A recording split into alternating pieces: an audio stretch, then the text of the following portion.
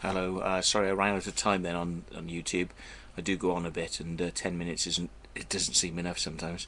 Anyway, I was talking about the symbols of Freemasonry so that you can get to understand a little bit more about where these things are. You'll find that on the back of the dollar you've got the all-seeing eye, you've got the pyramid. In America, in Washington, you've got the Washington Monument, which is a big obelisk, which is a tall sort of stone column with a pyramid on the top. And you see these in towns and cities, all over the place. And you see them in the UK in towns and cities and small villages even. And when you go up to these things and you have a look at the plaque and what they're for, they're normally, sort of a war memorial, and it's something to do with, oh, God and Queen and the struggles of this or that, or the people that died for doing blah, and it's always some sort of memorial. But the thing is, what people seem to forget is that an obelisk is an Egyptian creation, which has been taken by the Freemasons and transported to the UK. And one was actually taken from the pyramids and actually now lives in London on the banks of the Thames. Now, the Thames used to be called the River Isis. So they took it from, the pyramids, they took it from Cairo and they brought it to the River Isis. Now, Freemasons are well known for their sort of putting things out in public places, but hiding the meaning behind some other sort of thing. So it's kind of like Gordon Brown going up on stage and saying, "Oh yes, I'm totally interested in peace, and I am interested in the process of peace," and then immediately jumps off stage and goes and signs a document that says, "Oh yes, we'll sell arms to a completely silly country that are going to go and kill themselves with them." You know, it's the public message has nothing to do with the actuality of what these people are going to do. They do something very different behind the scenes to what they represent in public. And this is the same with the Freemasons, you see, because what they do is they tell you, oh yes, we're just a charitable society. That's all we are, is just a bunch of people who are interested in charity. It's just like being at your local golf club, and there's nothing sinister about it at all. Well, of course, that's the public face of it. The actual face of it is that they're a secret society that meets in closed quarters. They have sort of a place called a lodge, which is also known as a temple. So we're dealing with a religious organization. They have hypocrisy in that they say that they do not allow religion to be discussed. Do not allow it. No, no, no. Don't allow religions to be discussed inside the Freemasonic lodge. But they swear everything on a Bible in the lodge. And a Bible is open and is sometimes read from. So how can they say that they don't have anything to do with religion when it's called a temple, and everything's worked out on the Bible? Now, basically, Freemasonry is actually one big hypocrisy.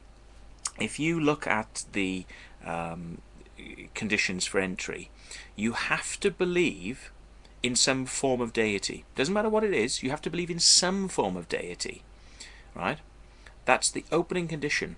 And then, if you believe in a deity, you have to agree to leave that deity behind. You have to leave your God behind when you enter the lodge, because inside the lodge they have a different deity, which you'll become familiar with as you become initiated through the ranks and you go up through the different levels.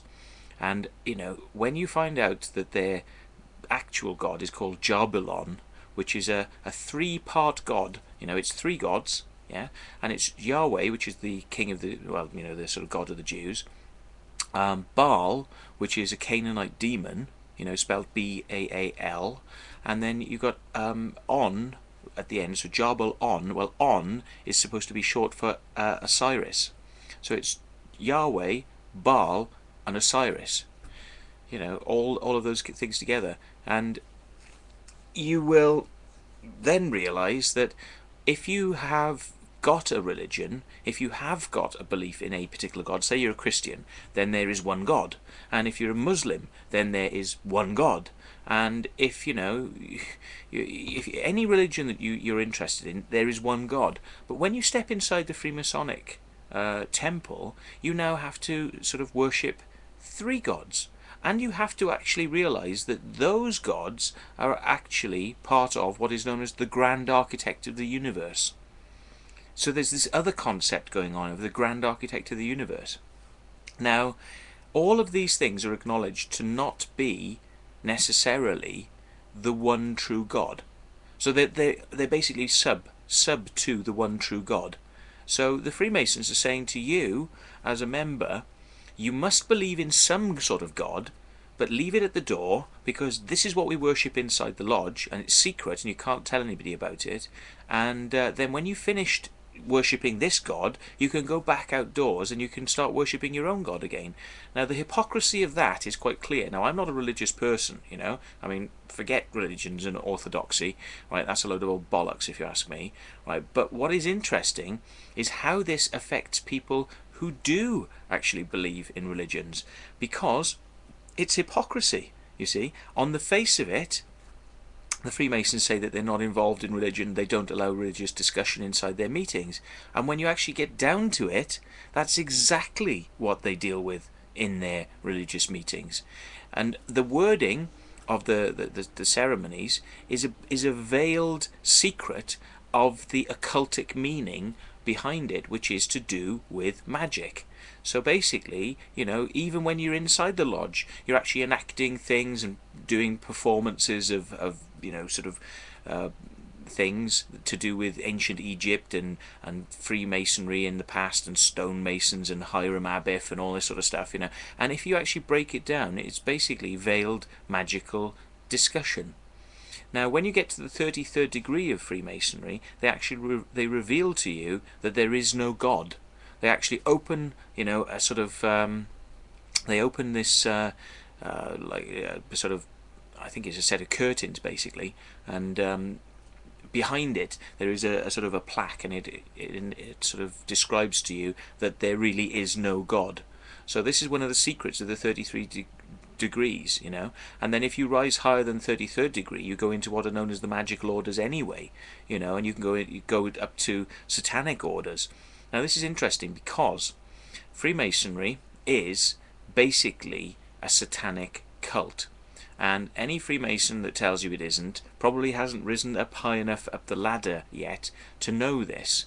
Because if you have to believe in a God to be a Freemason, if you have to, in order to join, because if you tell the Freemasons that you don't believe in God, you can't join. You can't join the Freemasons if you don't believe in God. Yeah?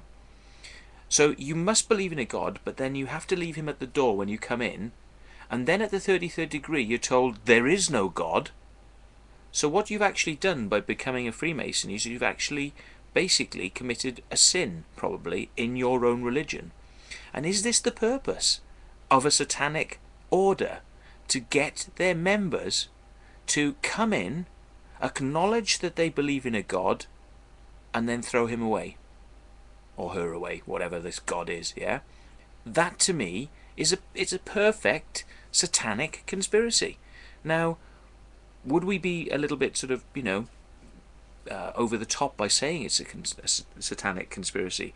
No, because if you look at the images and emblems of the Freemasons, type into Google a search for Grand Lodge of England or the York Rite, Y-O-R-K, York Rite.